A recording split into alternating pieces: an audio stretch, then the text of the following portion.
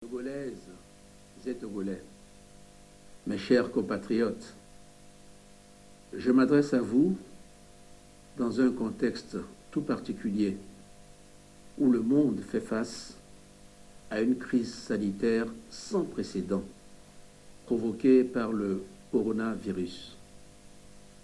La pandémie n'épargne aucun continent, aucun pays. À l'heure où je vous parle, le monde compte plus de 40 000 morts et près d'1 million de personnes infectées. Malgré les dispositions prises çà et là, le nombre de cas confirmés de Covid-19 continue d'augmenter. La pandémie poursuit sa course folle et dévastatrice, bouleversant toutes les certitudes. Et tout porte à croire que la bataille pour venir à bout de la pandémie ne fait que commencer. Notre pays est également touché par cette pandémie.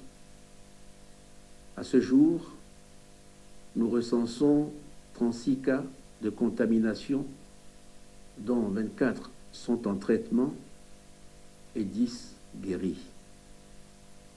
Cette maladie a malheureusement ôté la vie à 2 de nos compatriotes. Je salue ici la mémoire des disparus et présente à leurs familles, à leurs amis et collègues, les condoléances de tout le peuple togolais. La situation est de toute évidence inquiétante face à un virus particulièrement dangereux. Je comprends donc qu'elle suscite des peurs et des angoisses. Mais je voudrais vous rassurer que cette bataille, nous la mènerons et nous la gagnerons ensemble. Avant la survenue du premier cas dans notre pays, nous avions déjà appréhendé le mal et mis en place un comité de crise que je préside et qui se réunit régulièrement pour évaluer la situation et prendre les décisions qui s'imposent. Par ailleurs, j'ai institué par décret une coordination nationale de gestion de la riposte au Covid-19. Elle est chargée d'assurer la coordination interministérielle de la mise en œuvre des décisions du gouvernement. Elle est l'échelon intermédiaire entre le comité stratégique et les différentes forces engagées dans la riposte au niveau des préfectures.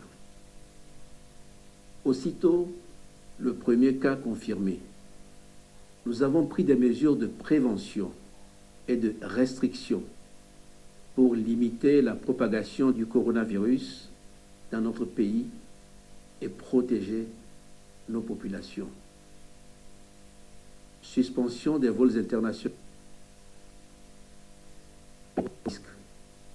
Fermeture des frontières, des écoles, des universités et des lieux de culte.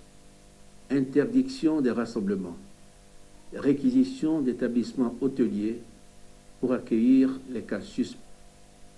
Bouclage de certaines préfectures de notre pays, etc.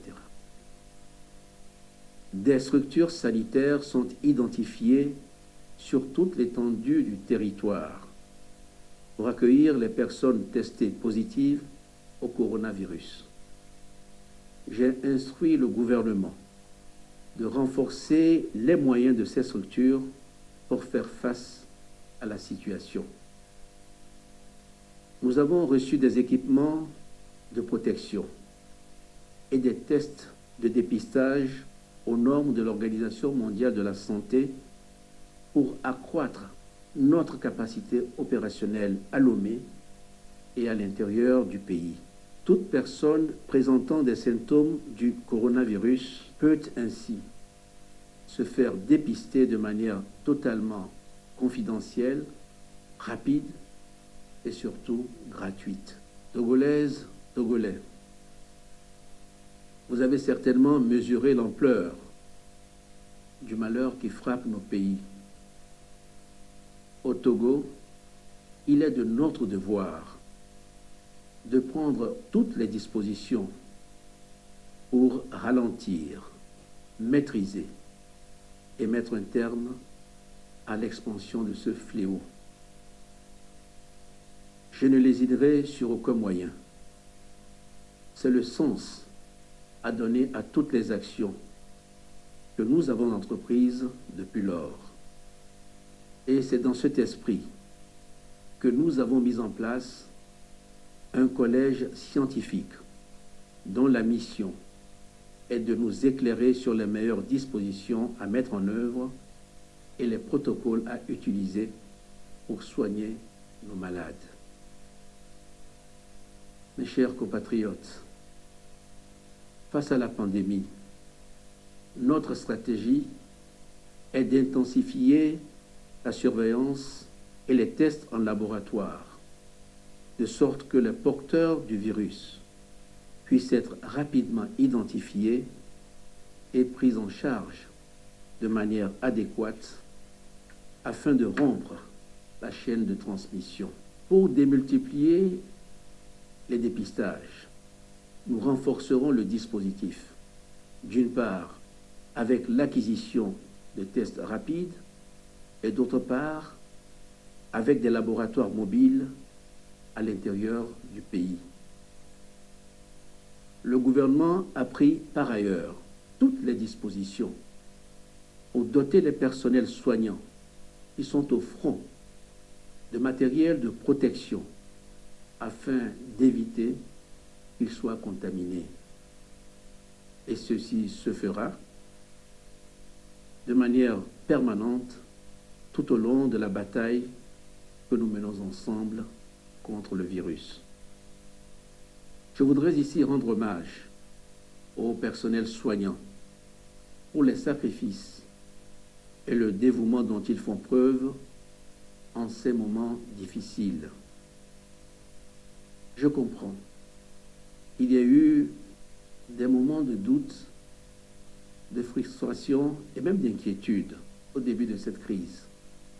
Mais je voudrais les rassurer que toutes les dispositions sont désormais prises pour les accompagner et les soutenir dans leur délicate mais salvatrice mission.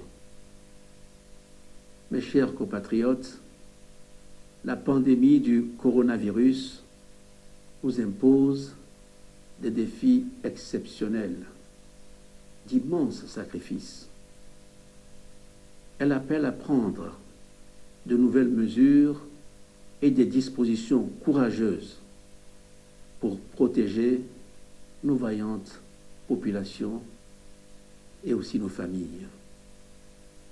C'est ainsi que pour aller plus vite et plus loin dans la prise de décision, le gouvernement a sollicité et obtenu, conformément aux dispositions de l'article 86 de la Constitution, une autorisation de l'Assemblée nationale pour une période de 6 mois, afin de pouvoir prendre par voie d'ordonnance toutes les mesures nécessaires à la lutte contre la pandémie de Covid-19 et ses effets.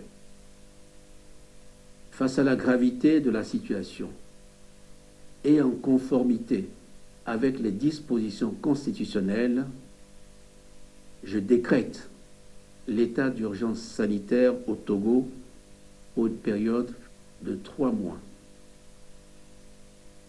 Cette disposition de notre Constitution, jamais mise en œuvre dans l'histoire récente de notre nation, est la preuve, s'il en était, de la gravité de la situation à laquelle nous sommes tous confrontés.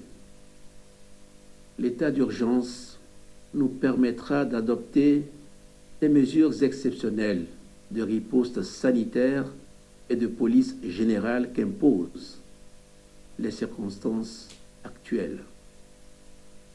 Un couvre-feu sera mis en place à compter du 2 avril 2020, et ce, jusqu'à nouvel ordre, entre 19 h et 6 h du matin.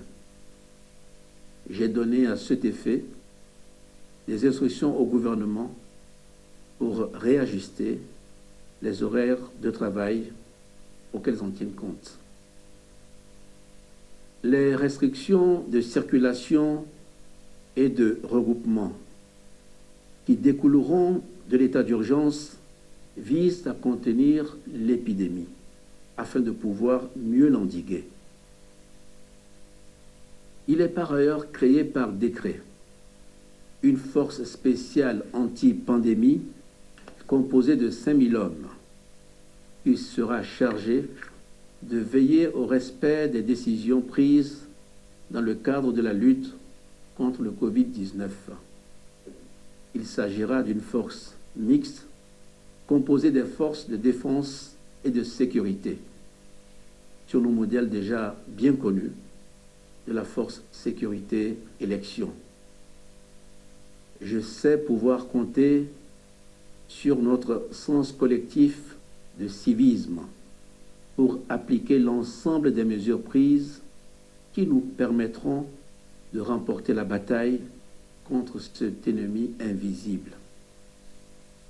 Aucun écart ou manquement ne sera toléré. Selon l'évolution de la situation, d'autres dispositions pourront être prises. Il s'agit de mener une véritable bataille contre le coronavirus. Cette bataille, j'en suis convaincu, nous la gagnerons. Nous n'avons d'ailleurs pas d'autre choix, mais pour la gagner, il nous faudra respecter les mesures prises et faire preuve d'une grande discipline collective. Mes chers compatriotes, notre pays a une histoire particulière. Vous le savez tous, nous venons de loin et c'est ensemble que nous ferons face à cette crise. En 2005, après des années de crise politique et économique, la pauvreté avait atteint un niveau élevé dans notre pays. Mais ce sont nos efforts à tous qui nous ont permis de réduire et de changer la situation. Depuis 2005, nos succès communs, matérialisés par un taux de croissance annuel moyen de plus de 5%, nous ont permis de sortir des centaines de milliers de Togolais de la précarité et de faire baisser la pauvreté dans notre pays. C'est à la fois l'engagement et la détermination de tous, de la revendeuse de nourriture, du conducteur de taxi-moto, de la serveuse dans un restaurant, que de celui de l'enseignant, du fonctionnaire, du cadre d'entreprise, de l'agriculteur ou encore de l'entrepreneur qui nous ont permis de remonter la pente et d'entrevoir aujourd'hui la promesse d'un Togo meilleur.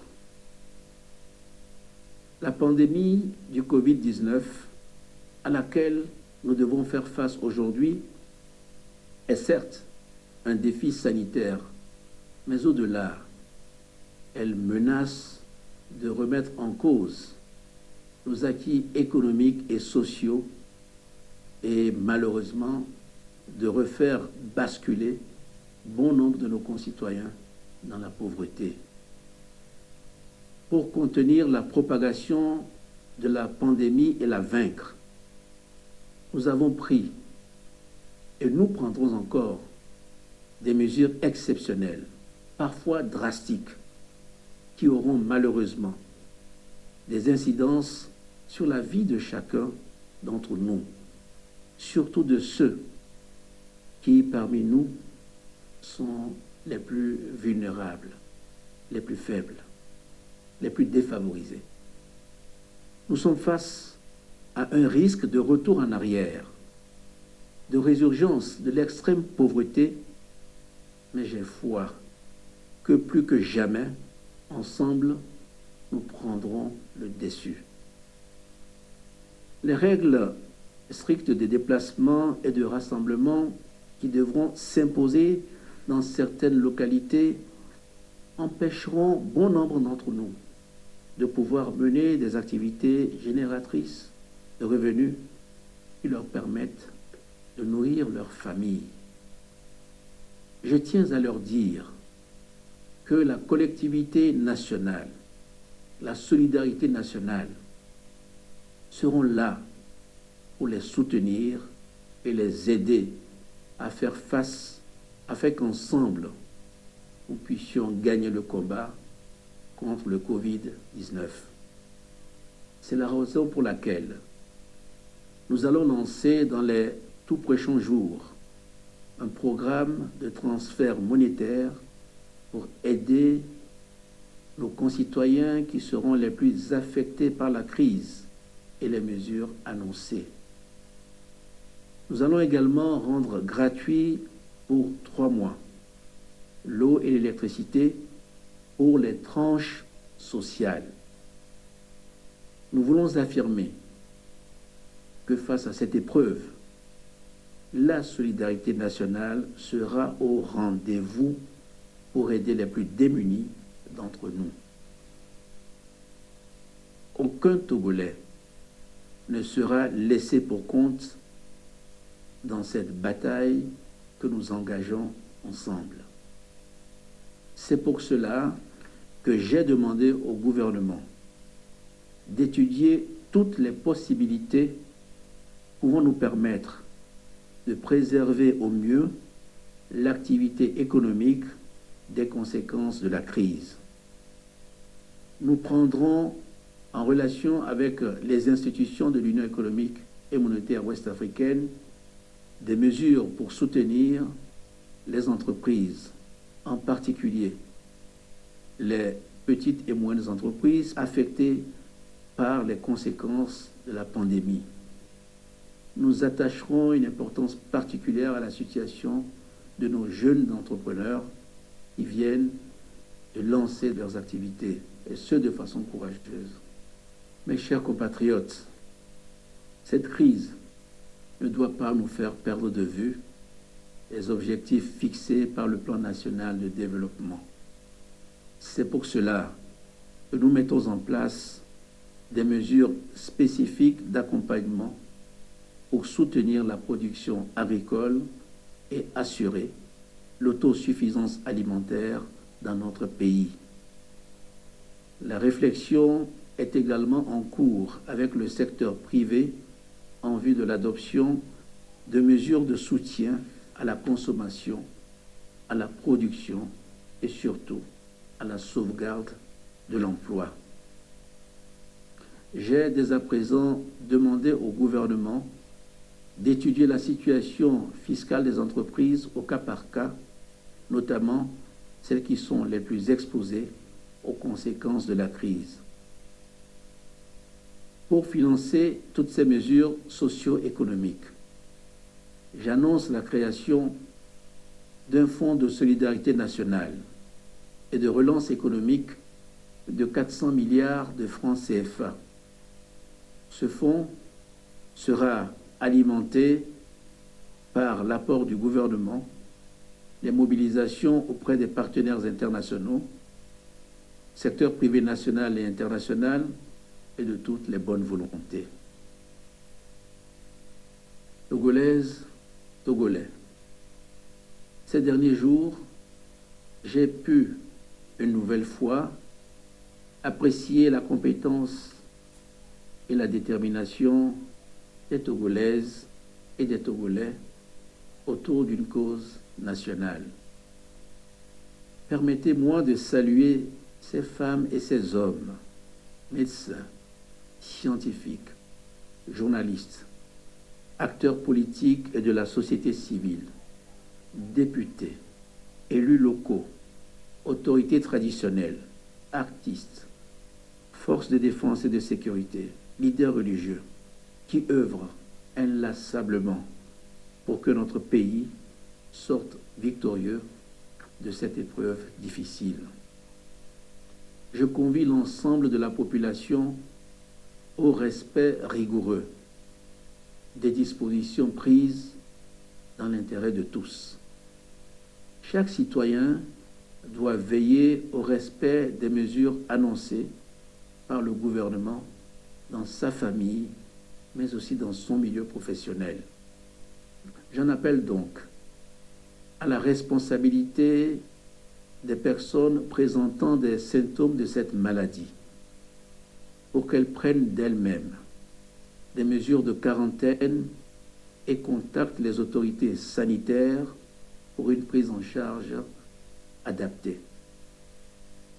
J'invite les forces de l'ordre à veiller dans le cadre de la loi à la sécurisation des personnes et des biens partout sur le territoire national. Je remercie les partenaires du Togo pour leur soutien et leur accompagnement dans cette épreuve commune.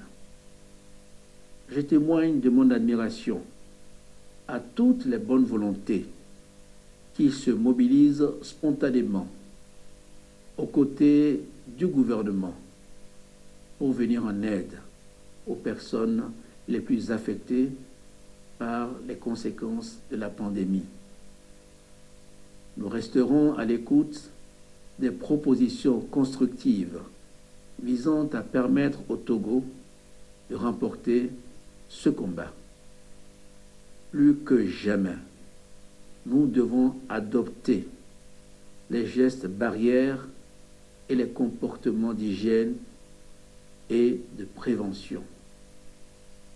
Se laver régulièrement les mains à l'eau et au savon ou avec du gel hydroalcoolique, éviter au maximum les contacts physiques, tousser dans le coude, composer le 111 en cas de besoin d'assistance ou d'informations crédibles, limiter au strict nécessaire nos déplacements et garder les bonnes distances pour rompre la chaîne de transmission du virus. Nous gagnerons cette bataille, mes chers compatriotes, comme d'autres pays, en étant disciplinés et responsables.